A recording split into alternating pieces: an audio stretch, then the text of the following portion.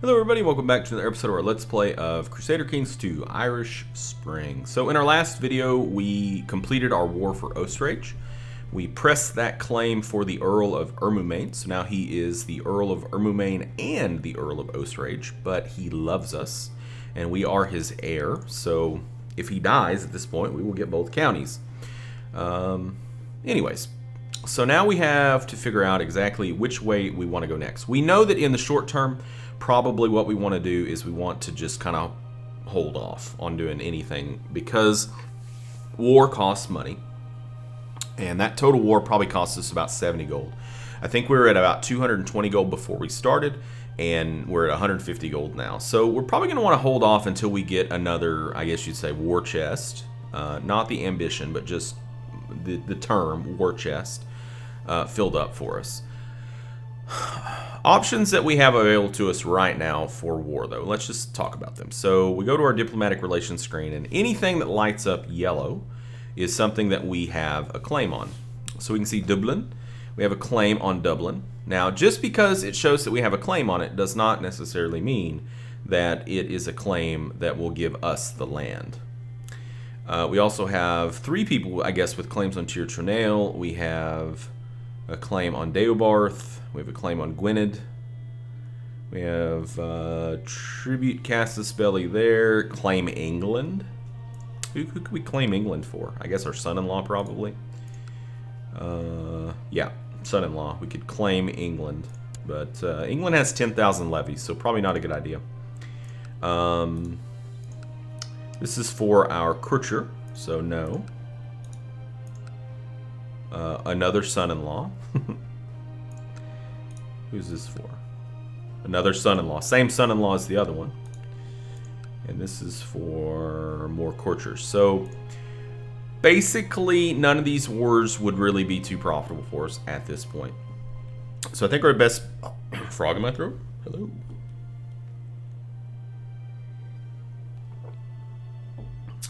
That's better. Okay, so our best bet at this point is just going to be to play a wait and see. We are trying to fabricate a claim in Sildara. If that were to fire off, it would be a good thing. He only has 1.457 levies, so that's not a whole awful lot. Probably pretty easy to roll over him. In the meantime, we're still waiting on our children to mature. He's 13, so 3 more years and we can set him up to inherit a bishopric, which will be good.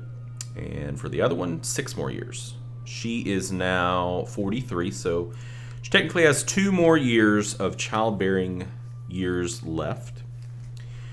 We have now acquired a new name. We are King Brian II the Fat, because we're gluttonous. Most of the titles in this game, you get them from having certain traits, and there's like a random chance that you can acquire a title. Some of them are good, some of them are bad. Some of them have no really, ramification on the game.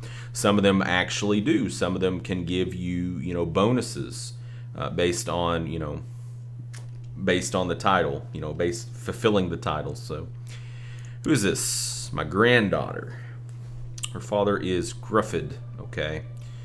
Let's, let's give her thrift. Let's try to see if we can get some increased education going on there.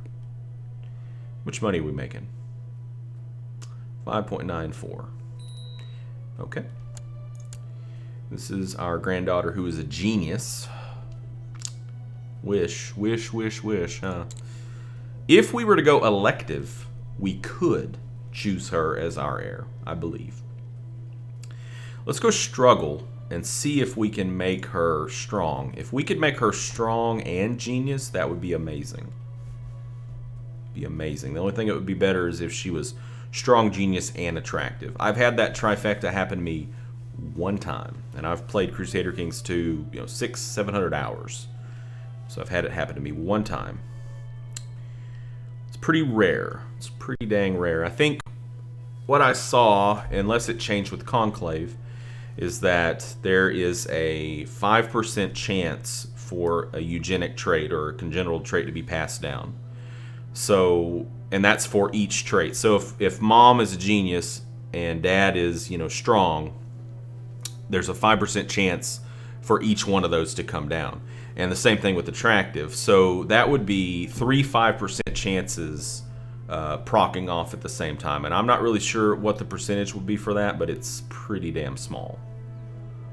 I think it would be, what would that be? 1 over 20 times 1 over 20 times 1 over 20. So 1 over, what would be 20 times 20 is 400 times 20. Is that 1 in 8,000?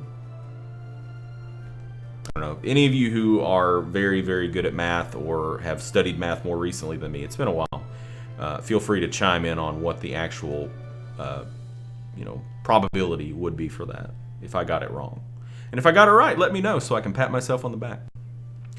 All right, so we're gaining money slowly gaining some money. Not so much. And the reason that we're not gaining as much money is because Lagan did have 2 different holdings that got sieged out, so those holdings are having to get rebuilt.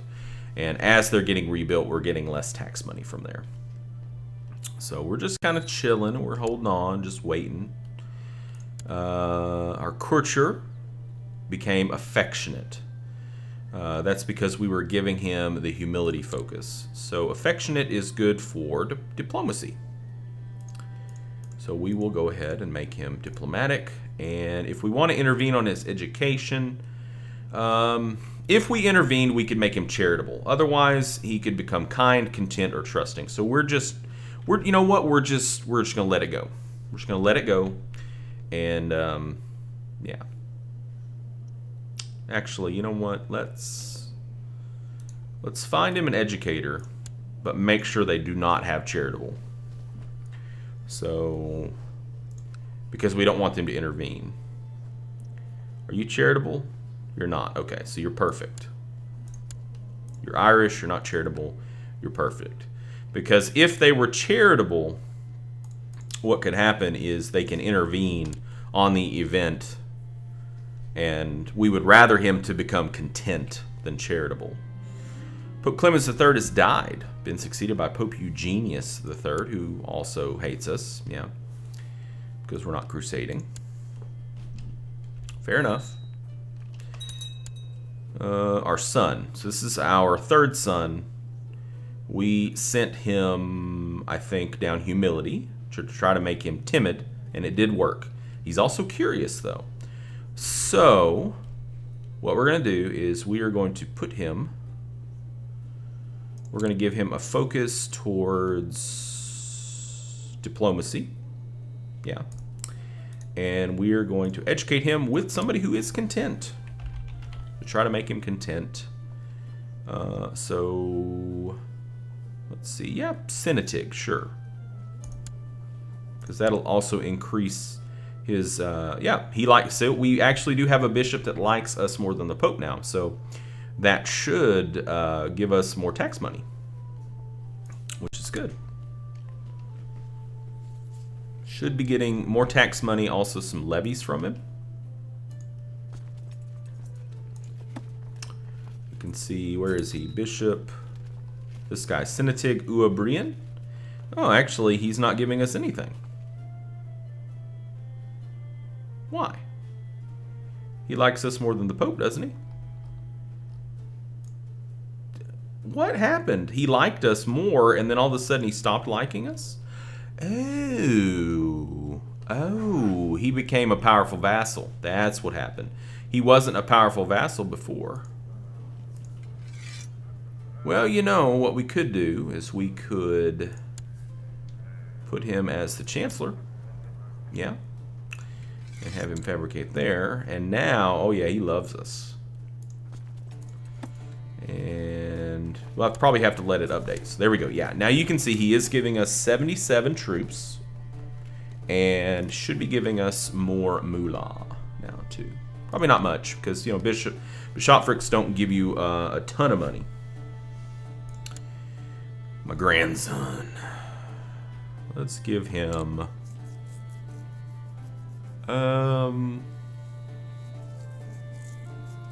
let's go humility. Because he is not of the direct line, so he's probably not going to be gaining the title or anything. So we'll try to make him content as well.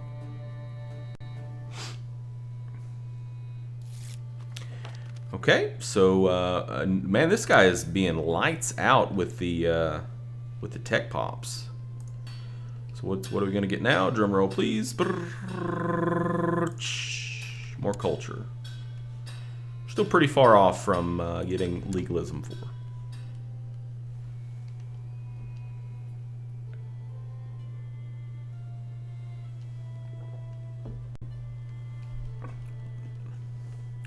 So this is like that whole thing that I told you guys where there are parts of Crusader Kings 2 where you just sort of sit and wait, and that's exactly what's going on right now. We're just sitting and waiting for things to happen.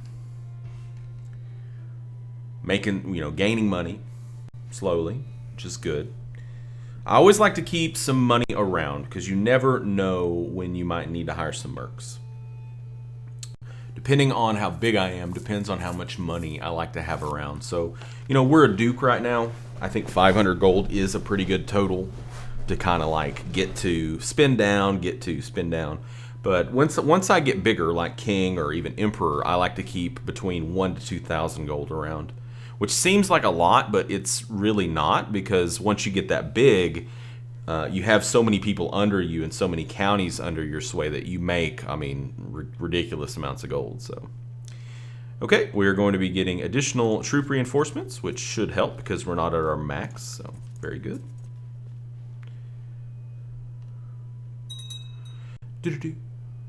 What's happening here? Do you have is this a host? Are you being attacked by a host? Yeah. Okay, so another host conquest here. Looks like he's going to lose that. He's actually imprisoned by the Grand Headmaster Hassan of the Hashashin. Ooh. I guess maybe they aren't so harmless. And another grandson. Man, my family tree is just booming. Booming. Growing big. Lots of branches. That's fine. That's fine.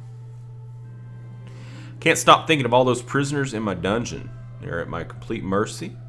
What a thrill it would be to hurt them, to hear the sweet screams, to see the panic in their eyes. So, something I like to do is I like to keep a person, at least one person in my dungeon for this very event. Seems like it's a random event that can pop up whenever you have somebody in your dungeon. And basically, as long as you are not cruel, as long as you don't have the trait cruel, you can resist the foul impulses, and it's free piety. So you're basically farming piety. I had forgotten that we even had prisoners. Okay. Yeah, that guy. Yeah, he's going to rot in there. So we're going to resist the foul impulses and gain some piety. I'm starting to think that Finguala might fancy me. So we can make a move, go to her bedchamber and give her a tumble. Or we can, it's not appropriate, and gain piety. We really don't want to have any more kids, so we're gonna keep it pious. Who's this? My cousin. Died comatose in bed. Okay. Why do you have so many troops? There's a lot of troops.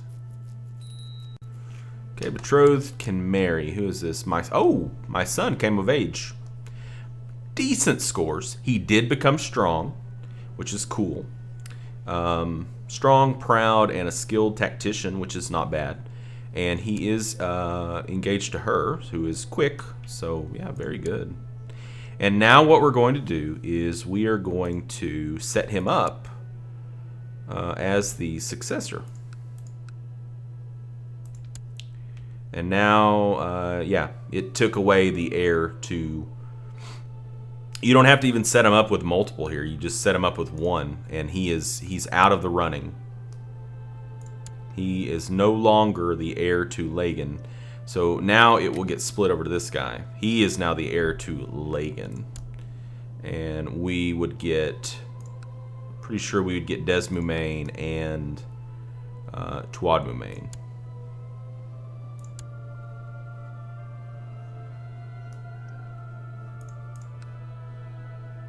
Has been made. Yep. Yep. Line of succession. Number 1, Fursu. Fursu. Merchad. Fursu's number 2. So what's going to happen is once this guy becomes 16, then we're going to do the same thing to him that we did to Aranok, and he will inherit everything, which is what we want. So unfortunately, and not necessarily in this situation because he is a decent heir. Unfortunately, there are times where you'd much rather have your primary heir be the one who becomes a bishop, but you cannot designate your primary heir as a bishop. So if you're wanting to not have your primary heir inherit, you're pretty much going to have to change your inheritance law to something elective or ultimogeniture, but I would much rather go elective monarchy than ultimogeniture. So that's cool. That's cool. So that now we can upgrade this county as well, as long as we don't have another kid, another boy. Oh, she's 47, so we won't be having any more boys. I don't feel too well. Something's wrong with me. I'm burning up with fever. My nose is running and my head feels as if someone is banging something hard against it. So we're ill, which gives us a -2 to health. But keep in mind, we have a hunting dog. We're hunting focused, so we're +2, -2, balances out. Normal health. So even though we're ill, we probably will be okay. My liege, my work in Sildara seems to have come to fruition. By bribing, cajoling, extorting, threatening, and forging documents, I have managed to fabricate a claim on the county of Sildara, presently held by Earl Mael Sechlain of Sildara. I leave it up to you whether to use it or not. So obviously we are going to use this. It's going to cost us some gold. It's going to cost us some prestige, but we're going to gain a strong claim on Sildara. So now we know who we're going to war with next. So we're going to use that, and then we need to move our chancellor to somewhere else. So let's look around and see. Okay, you have a pretty high state intrigue. Maybe Briefney. Yeah, Briefney. The reason Connacht's probably not a good pick is because he is getting hosted. He's getting invaded by a host.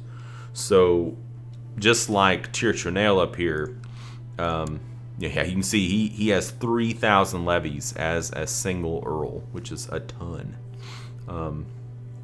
So let's move our chancellor to Briefney. And then why do you have so many troops?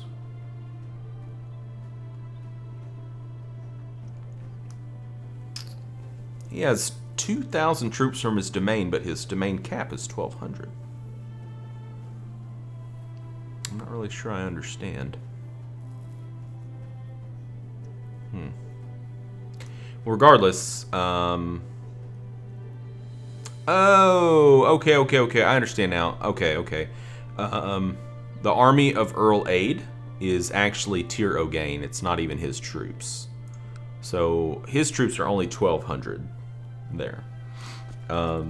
Yeah, we can smash him like a bug, and that's exactly what we're about to do. So I think though there might be a problem with this. Oh, he's allied with Deobarth. Deobarth, how big are you? You're pretty big. For being one county, you're pretty dang big. Huh. You're also very young. You, however, are not so young. But you're not much older than we are. We could try to stab this guy, but not going to have much luck. What about you? Can we stab you? No. Well, so if they both went into the war, they would have 5.5k troops. We would have 4.5, so that's not enough. So what I'm going to do is I'm going to mark you as special interest, and we're going to have to play the waiting game again, basically. We're going to have to wait and see if maybe something happens to where these guys, their alliance is broken, because in its current state, we cannot fight both of them. They have more troops than we do, all told. We would have to hire mercs, and I really don't like to hire mercs because you're throwing away a lot of money there. So if we can get this done on our own, that would be much better. So, but we do have that claim, and it will stay with us until we die. We are ill, but I don't think we're going to die at this point. At least I hope we don't. So, anyways. Yeah, so I guess we wait on this, and we're going to see what happens with this guy. He's still unmarried, which is very, very strange. I really don't know what's going on with that. I really wish he would die. But chances are we're not going to be able to get him killed. But if he did die, we would have both of these, and then we would have a lot more levies, and we probably could fight both of them at the same time. So, anyways, I think that's where we're going to call this one. So in the next episode, we're going to try to fabricate on Briefni, who Briefni actually is allied with Deobarth as well. Deobarth with everybody. How are you allied to him? Marriage between Earl Aid and Countess. That's your brother. She's in my court. Wow, he is all up in this mess over here. One of his sisters is married to the heir to Tyr Ogain. So once he takes over, they will be allied. Or they'll be non-aggression and then probably allied. And then who's this guy? Commander of Deobarth. Okay. Now she's in our kingdom, so we don't have to worry about that.